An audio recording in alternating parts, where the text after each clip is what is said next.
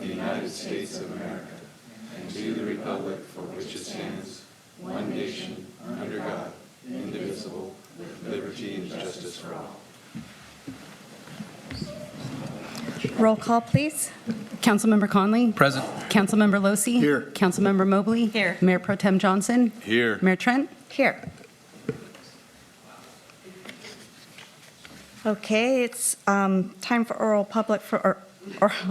comments from the public. Anybody in the public have anything to say that's not on the agenda tonight? Seeing none, we'll close oral comments. We'll move to the consent calendar. We have city council minutes, all of our department reports, review and approval of the mayor's recommendation for appointees for the Fortuna Business Improvement District, approve amend part-time classification pay scale, authorize city manager to negotiate and execute a contract with People of New Directions, and accept and approve the FY 2023 COPS grant. There's one update on that, and that is for item number L for new people. The first information that was sent out was not updated, the new pay scale and year, so that's been corrected. Anybody want to pull anything? I'd like to pull item F. Okay. And item C, please. Okay, item F and C. Okay, go ahead with C. On the Community Development Department report, I'm really glad, I'm looking at page 3 of 6, but I'm really glad that, sorry, just had to turn on the microphone. I'm really glad that we have the OpenGov permit portal that has been in effect now. And it says until or as of November 30th, but I think it's actually before that it took effect, but also listing 158 building permits that have been issued through the online portal. And I think I don't know if I don't think that's correct, but maybe I can get a update on that. You know, that probably is correct, 158 building permits, and that's as of November 30th. So most of our customers have been using that, and had pretty good success. And then I will also say that we've added a few other things on there more recently. We have our master planning application, which covers everything, conditional use permits, subdivisions, zoning ordinance, zoning changes. So we have a master planning application, and we received our first 2 planning applications on that last week. And so that's going well too. And we also added encroachment permits and alcohol beverage control daily license permits. So when somebody wants, for example, when somebody wants to rent the River Lodge, they have to fill out a form. And, you know, encroachment permits, alcohol beverage permits, those would come in and somebody would bring a paper form in, and then we'd have to send it around and get PDF copies. And so now all that's online. We can approve them online, and they can just download a copy and pay their fees online. So it's a lot quicker, and it saves a lot of staff time. So we have a lot of capabilities that we built in OpenGov, and there's still some more opportunities that we're going to be looking at in the future. Okay. And the 158, Mike, is not necessarily new build? Because we get them for repairs. And solar and all of that. So this is as of not last November, but this November. This November. Yeah, so you're including a lot of those permits that don't show up in the community development report. Yeah, a lot of them are mechanical, electrical, plumbing. Okay. Roofing permits, things like that. Okay, thank you. That's all. I just wanted to take the opportunity to congratulate Officer Gear for his Employee of the Quarter and Sergeant Cato for his Officer of the Year. That's pretty awesome. Oh, thank you. Thank you.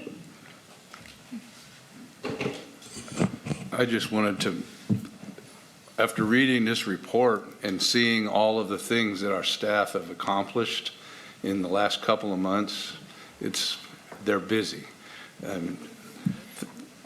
The admin report up to 30 requests a day on general information, and luckily with the online portal, a dozen solar permits in 1 month. And they talk about the new ordinance so that it streamlines the permitting process as well as the online. I mean, it's the police department, up to 60 arrests a month, 14 felony arrests.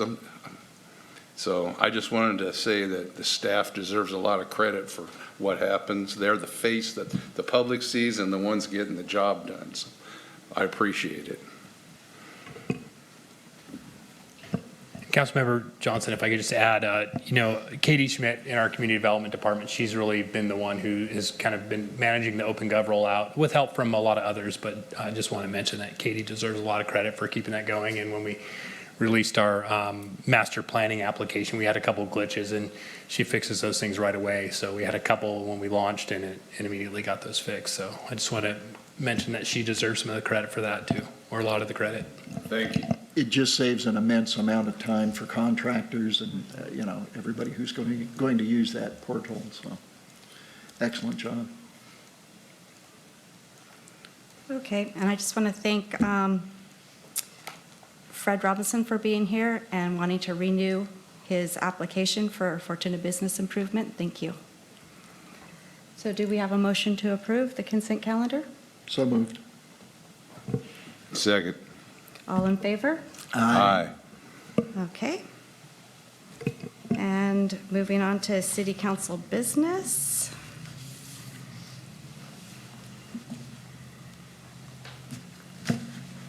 And our first, let me get there here.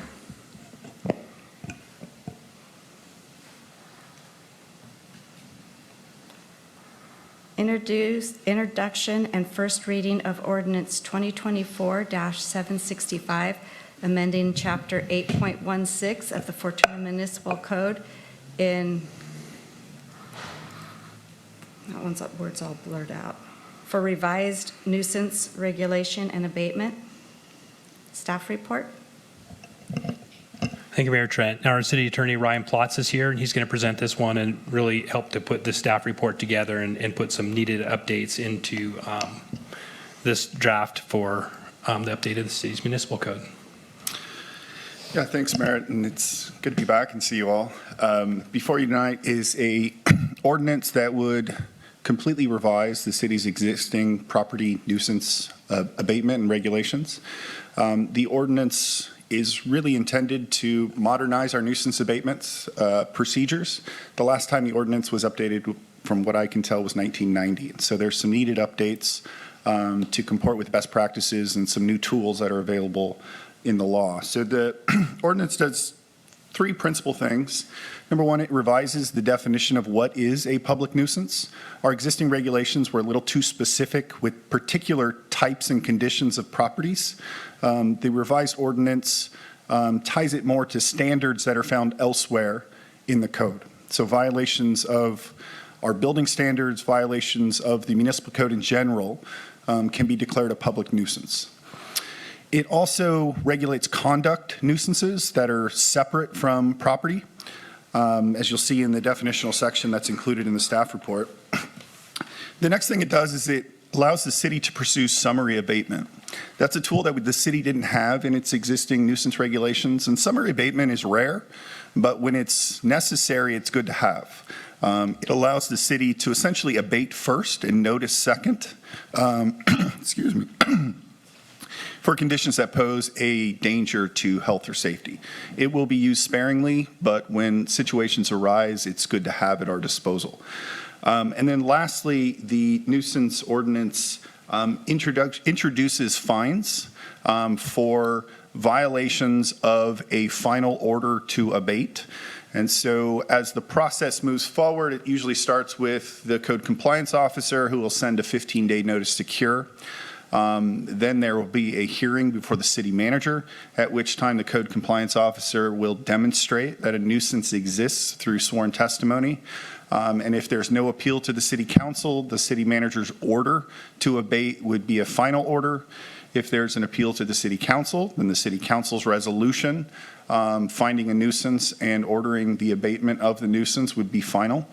And so any day beyond the period given in the final notice to abate would constitute a separate violation and would be subject to fines.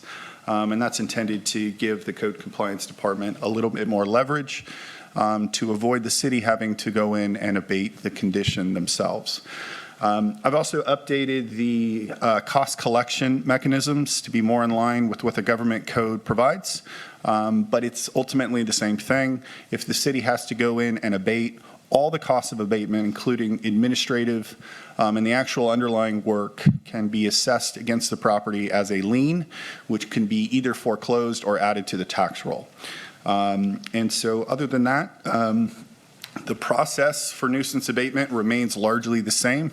As I explained, it's a two-part process that starts with a notice and then a hearing before the city manager with the right to appeal to the city council, which is in line with what most cities do. And I'm happy to address any questions. Any questions from council? I do. Sure. Thank you, Ryan. Sure. I really like to see this update. It's probably a long time in coming. And in making it more general, I think it'll cover more of the areas that we might experience, and have experienced. Under the unlawful nuisance on public property section, it's 8.16.040, where it shall be unlawful for any property owner to maintain or allow to be maintained property for any purposes to create any of the following conditions on adjacent or contiguous public property. So in the past, we've had people, a person that I'm thinking of in particular, who allowed their property, and it was not public access per se, but allowed the property to be, and maybe it wouldn't fall under this particular section, but allowed the property to become under disrepair and an attractive nuisance, basically for homeless people. Mm-hmm. So not necessarily this section, but that would be covered within this ordinance. Yes, there's both a visual blight section and then there's a specific attractive nuisance section. But that would also fall under, the general definitional sections about allowing property to fall into disrepair. Okay. And if it's public property, we can use 816.040. If it's private property, we use, the 030, which is private property. Okay, and under D with this section, what would be a condition or use that would fall into this particular section? In other words, I'm thinking, is there something that the police can use to move some of the homeless people along here on Main Street, and would that particular issue fall under this section?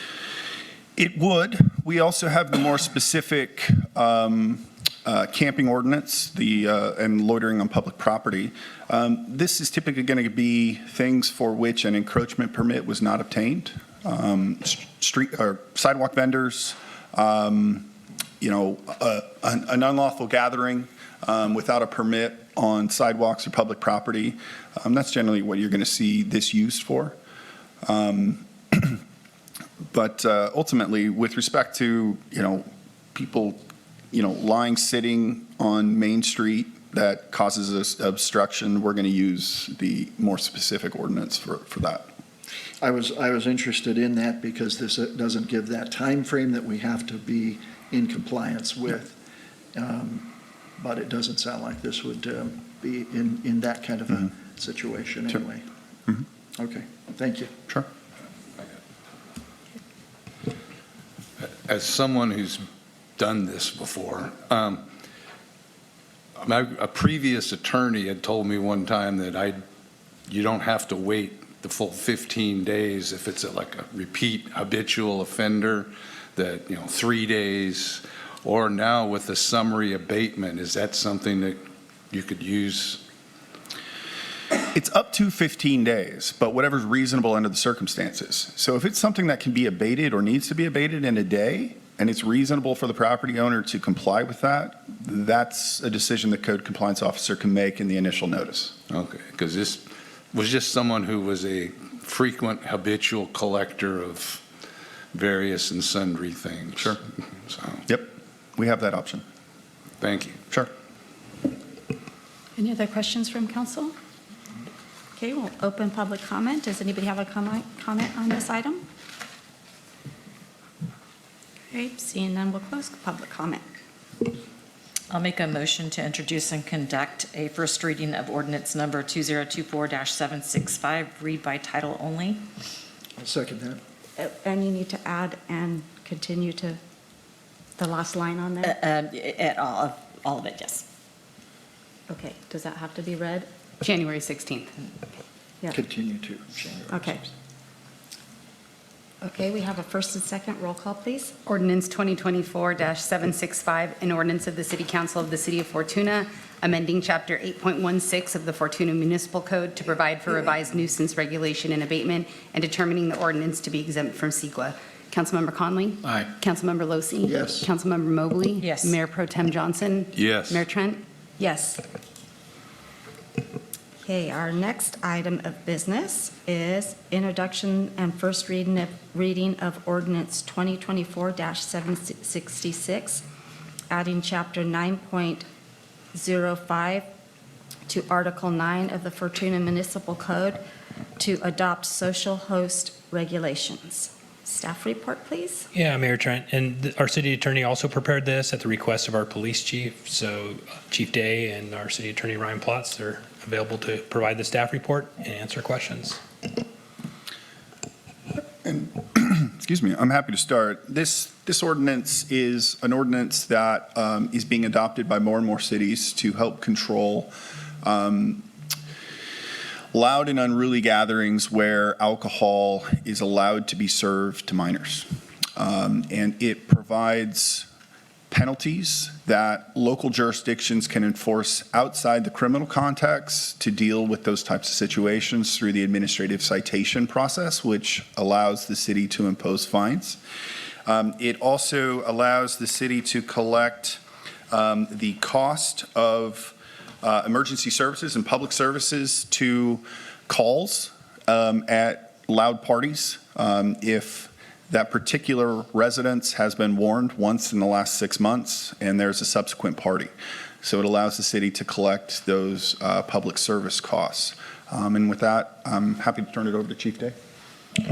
Thank you, Ryan. So essentially, the social host ordinance is an ordinance that I was familiar with from my previous jurisdiction, and essentially we want a mechanism within the city to hold people responsible and deter the provisions of alcohol to minors or prevent underage drinking that is being facilitated within a home or a domicile by a person that is 18 years or older. So what we're trying to do is prevent the catastrophes that come along with underage drinking and provide a mechanism where, again, we can deter that activity in the city. And so I think it's important that we have this ordinance in place so that the police department can proactively address any underage drinking issues that are occurring and being facilitated by an adult.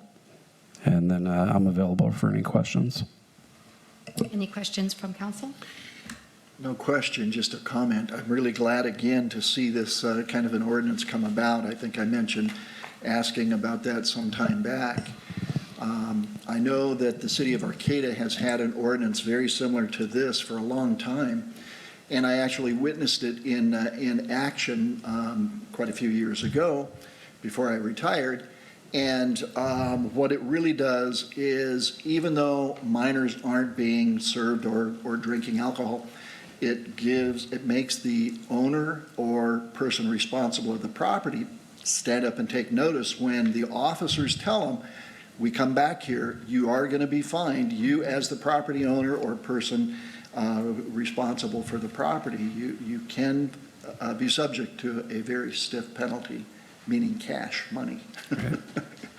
So it's I think it's a step in the right direction, and certainly hopefully will curb those people who allow juveniles, or I should say minors, to drink alcohol in their premises. Any other questions or comments from Soundboard? Okay, I'll open public hearing.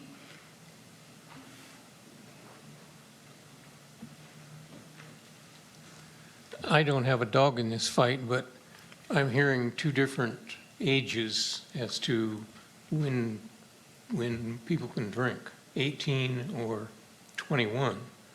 Which is it? If I may, through the council. So anybody 18 years old or older can be held responsible for facilitating a party, if you will.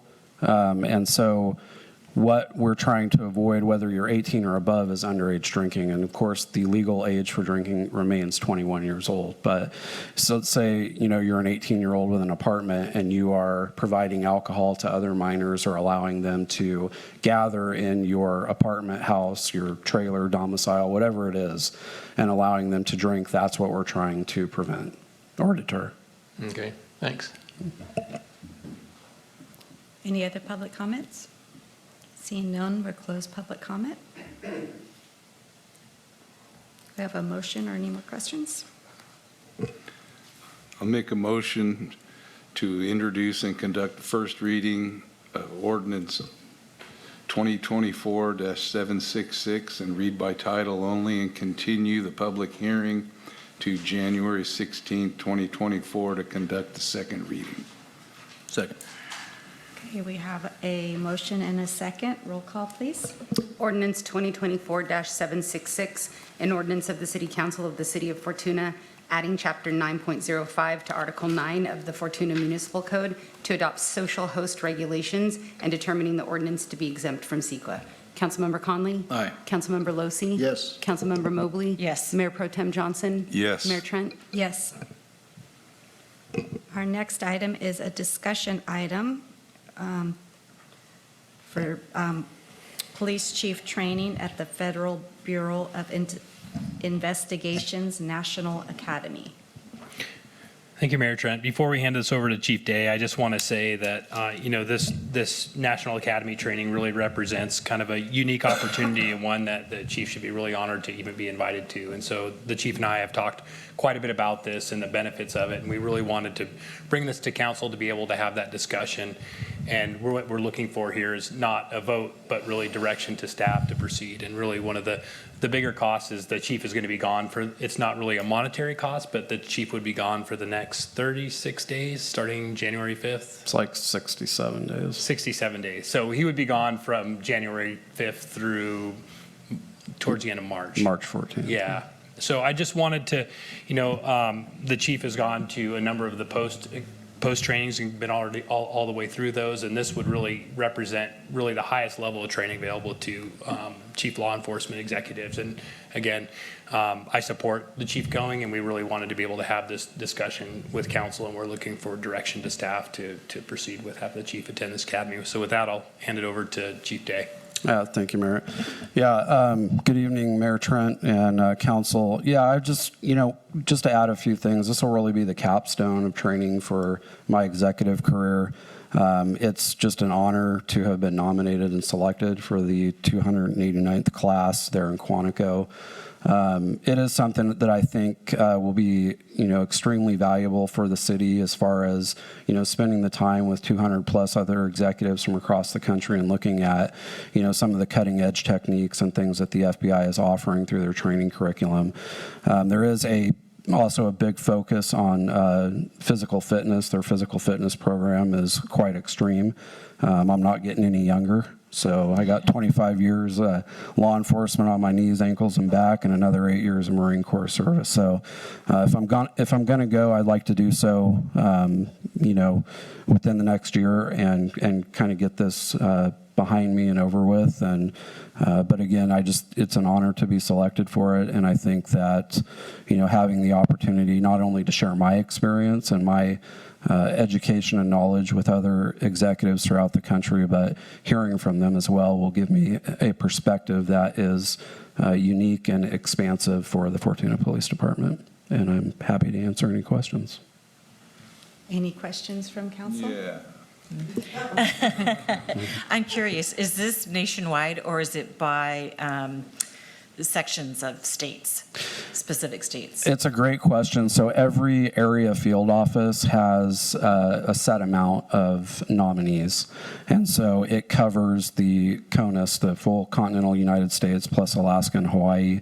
And usually in every class, there are 20 to 30 foreign students that come from our allied countries. So England, France, Dominican Republic is just a few examples of students that may attend with the state and local executives that attend from our country. And there are only 200 chosen? So for every class, there is between 200 and 250 thereabout. I think my last count, because they've already started a chat thread on the cell phone, but it looks to be about 230. Wow, congratulations. Thank you. Just a comment.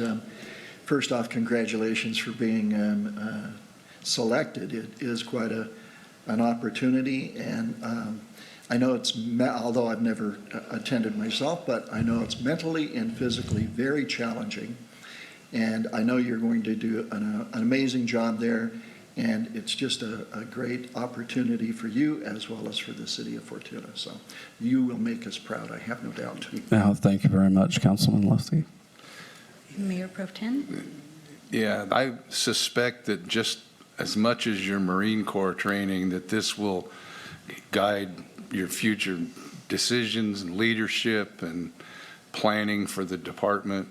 And we have had a prior chief be able to go, and I suspect that you will come back with a ton of training ideas, and you're blessed with a command staff under you that can step in and steer the ship while you're gone and maintain contact with you also.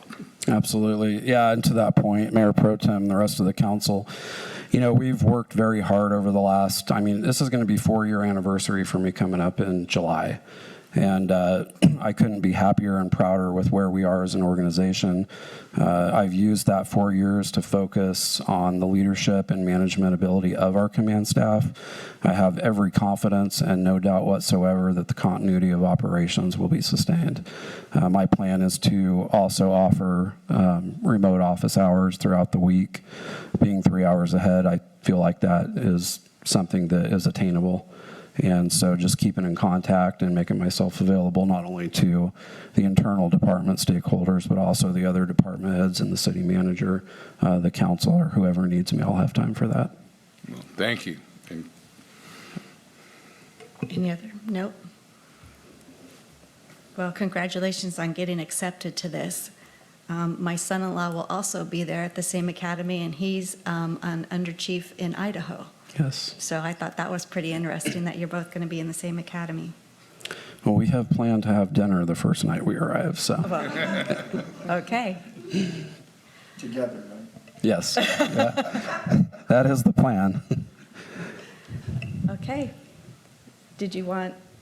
No, I'll just say that, you know, the other thing I talked to Chief about, we are, you know, expecting to finish up the construction of the new police facility project. And I know that we have Lieutenant Eberhardt, and then Chief has also assigned Sergeant Finney to follow through with the IT. You know, a lot of the communications change over for dispatch and other things. So we have Sergeant Finney and Sergeant Cadle who are going to work on that. My first question was, what if we're ready to move at the end of March? But like in all likelihood, that move will happen after the chief gets back. But we've got a good team in place that's working on that. And so we have good coverage, so. It's nice to have a department that you can leave for this long and totally trust the department, you know, leadership that we have in there. Thank you. Is that it for this item? Public comment? Oh, sorry. Do we have any public comment on?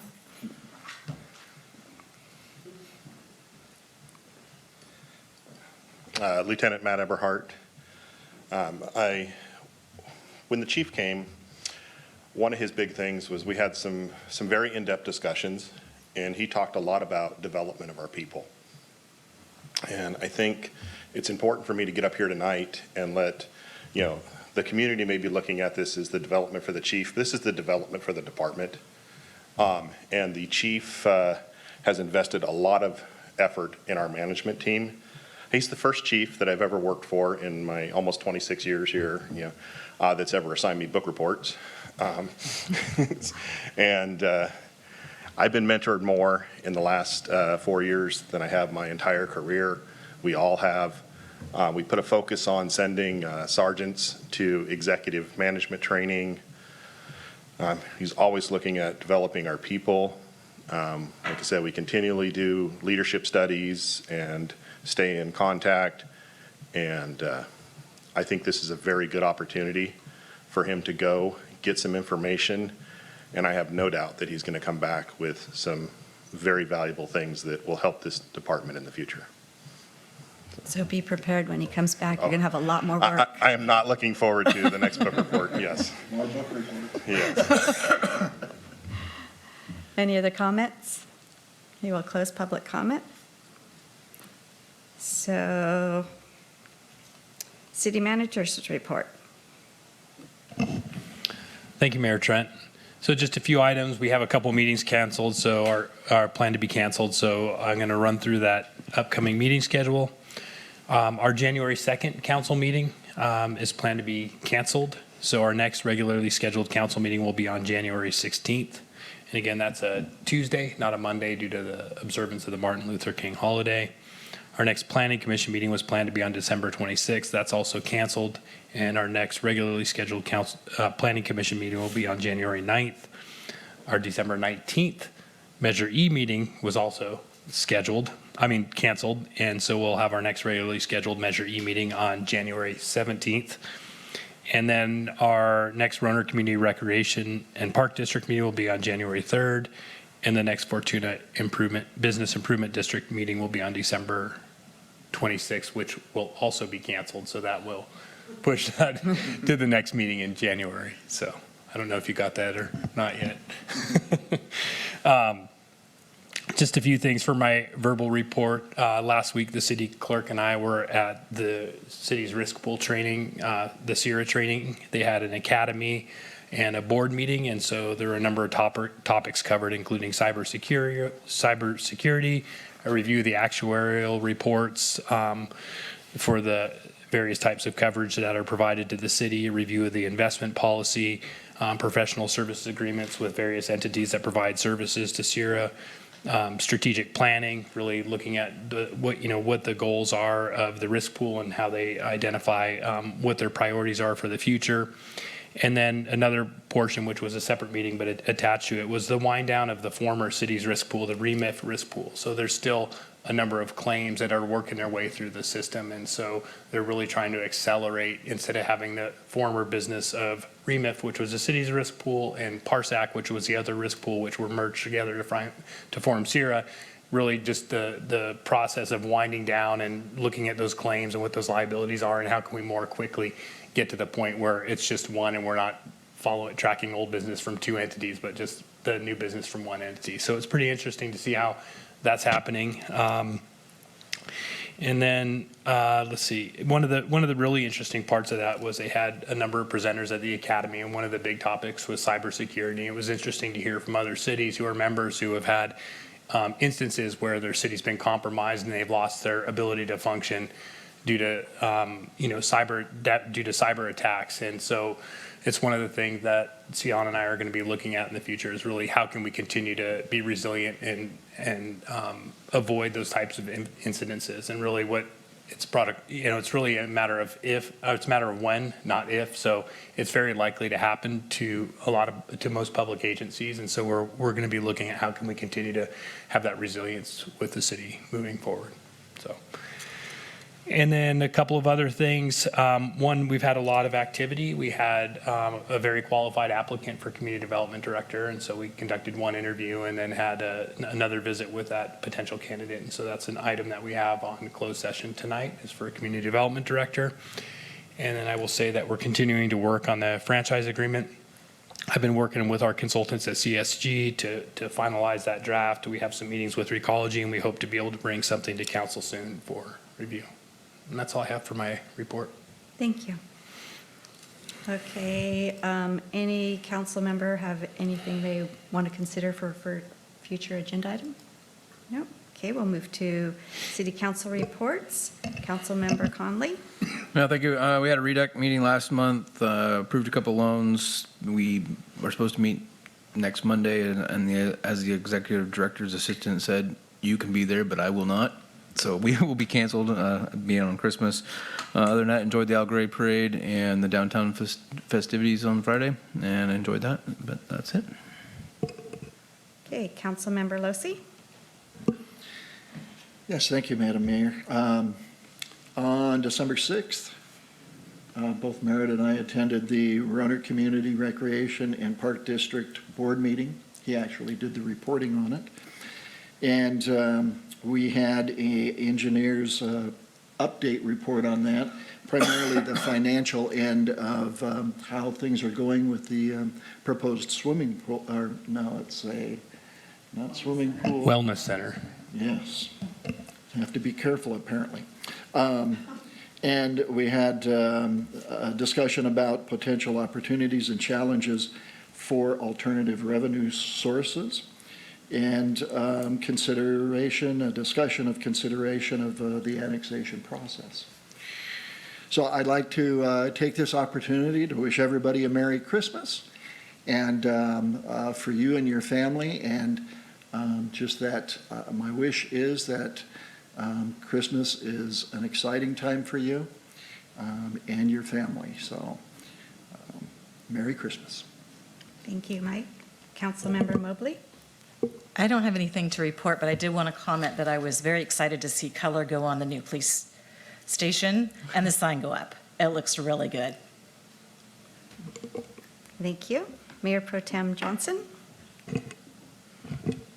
Well, it's been a busy couple of weeks around here too. So I also was at the Roanoke Community Recreation and Park District meeting, touching on the Wellness Center, and then a week later, the Wellness Center Advisory Group had their meeting where the information was disseminated regarding the engineer's report and planning, Colette, when her planning and what the, what would you want to call it, assessment districts, and I'm getting that rolling.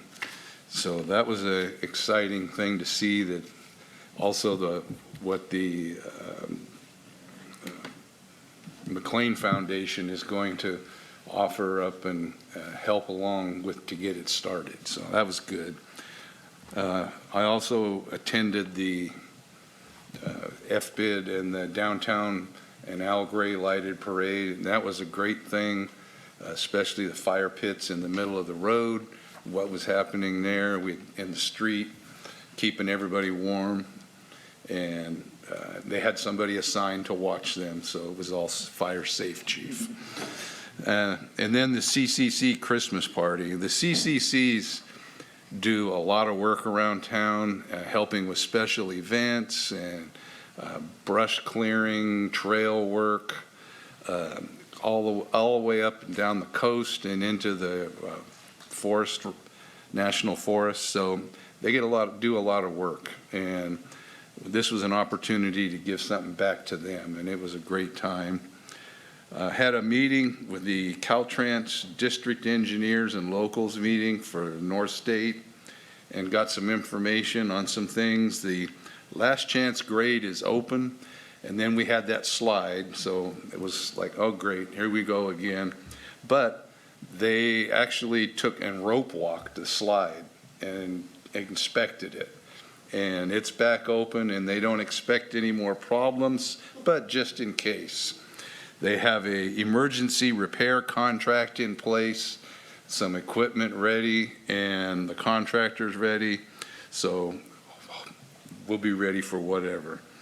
And when it comes down, we come down here to Fern Bridge. The pier work is done for the year, so that's getting put away. There are stakeholder meetings coming in February or March for what a replacement bridge would look like and how it would be oriented. and they're actually working on a project initiation document to get things rolling.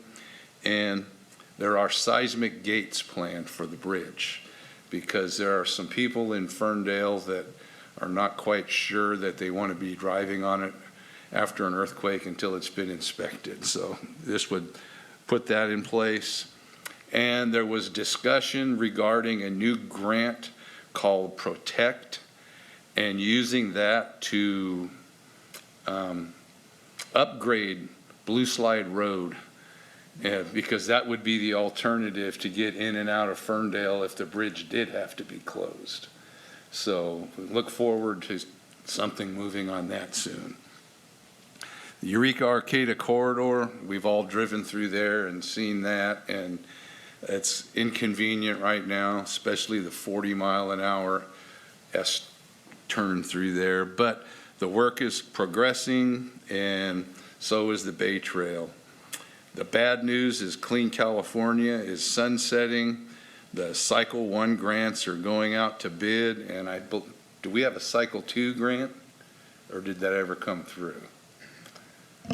We're not sure. Not through the cycle where we had to do an application, but through Caltrans money that they have to use for various projects. So it's not specifically for the grant that we actually didn't submit a grant. We started to prepare one, but we will see. Okay. Well, we may have something coming along in there. But Clean California is sunsetting. But one thing that was interesting is that 16% of the funding for the entire Clean California program was dispersed in Caltrans District 1, which we don't usually see that good of a return. So, and the Hunter Creek Bridge up there by the Requa turnoff and just in Klamath, that's slated now to be completed by April of '24. They got the last parts. They had during COVID, I guess the contractor that had the cable hangers for the bridge went out of business, and they had to respec it and start all over again, and they got the parts in, and maybe by the end of, well, no, not with rain, but maybe by the end of next week, the bridge portion, that will be completed, both sides, and they'll start working on the pedestrian portion. And one bittersweet moment coming this Thursday is that the longtime fiscal officer for the Humboldt County Association of Governments, Debbie Yeager, is retiring. It'll be her last day at work this coming Thursday. For some of us, Merritt, Sienna, myself, Brendan, we've worked closely with her for a while, and it's going to be different not having her there. But she's been training her replacement, and who's doing a good, fantastic job learning. And so we hope the continuity slides right through there and we continue on. And I wish Debbie the best in her retirement. And that's all I have to report right now. Thank you. That was a lot. I don't usually talk that much. The truckers parade that we had, was it last Friday? Friday before. Downtown was the best one we've ever had. It was 32, I think, floats this year. It started downtown. I want to thank Morgan the director of FBID. She did an excellent job putting this together, and it turned out great. And then also, I had the opportunity to be able to work with Chief for Shop with a Cop, which is a program that the police officers take a child from our community into Target and let them shop in there. They have $100 to buy something for themselves if they want, or their family, whatever they want to get for that amount. So it was pretty exciting. It was crazy in Target. Everybody met down at the Adorney Center, and there was, I saw it was a mile-long parade of fire trucks, police cars, and everybody with their lights and sirens headed to Target with our children in the back. And it was really fun to be able to be involved in that. What did we have, 17 kids from our area? 15 kids from our area. And all of that was possible from our local businesses. They're the ones that sponsored that and paid for that. And so we really need to appreciate our local business and shop local. They're the ones that support us. And that's all I have on my report. And now we have a closed session coming up. Public employment, pursuit section 54957 of the California Government Code titled Community Developer. So do we have a motion to move to closed session? Do we have public comment? Anybody public comment on the closed session? Okay, seeing none. Can we? Motion to adjourn to closed session. Second. All in favor? Aye.